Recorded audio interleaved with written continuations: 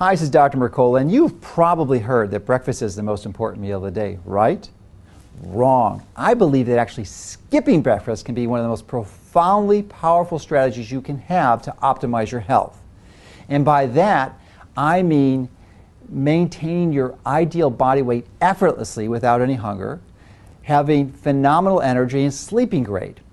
The process we use to describe this is called intermittent fasting. And by that I mean not having any food to eat except in the 6 or 8 hour window. And this is something that our ancestors did all the time. They did not have access to a grocery store 24/7. Now this is a process that you don't start all at once. You want to gradually go into it and by basically dipping your toes in the water. And I believe one of the best ways to do this is to not have anything to eat or drink except water for 3 hours before you go to bed.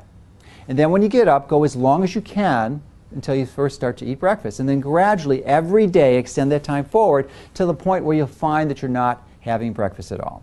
And this will take several weeks to several months. The reason why it takes a long time is that most everyone watching this is adapted to burning carbohydrate as your primary fuel and not fat.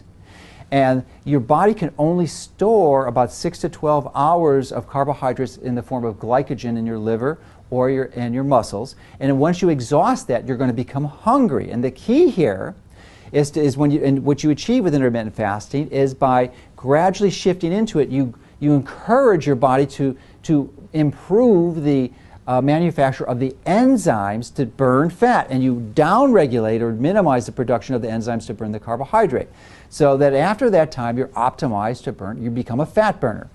Now the fine-tuning of this is really important too, and that is to select the right types of foods within that 6 to 8 hour window.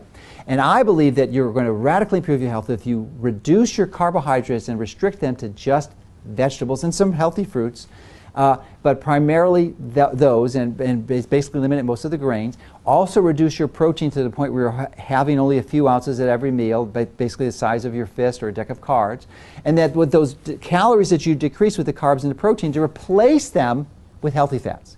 And by healthy fats, I do not mean vegetable oils, processed vegetable oils, or trans fats. I mean healthy fats like avocados and coconut oil. And coconut oil is particularly beneficial because it's a short-chain fat and it's rapidly broken down by your body and will help give you energy, very similar to carbs, as you're making this transition, because fatigue is one of the side effects in that transition period. So make sure you're getting plenty of coconut oil.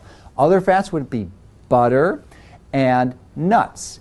And the best nut is actually a surprising one. It's actually macadamia nuts. And you're probably wondering why. I thought that was a nut that wasn't good for you. Well, it's actually profoundly beneficial because it has the most fat, the lowest carbs, and the lowest protein. And guess what? The fat that it has is almost identical to the fat that's in olive oil, which is another good fat to have, olive oil and olive. So this has been one of the most profoundly effective strategies that improved my health personally, and I would strongly encourage you and your family to integrate this into your life so that you can take control of your health.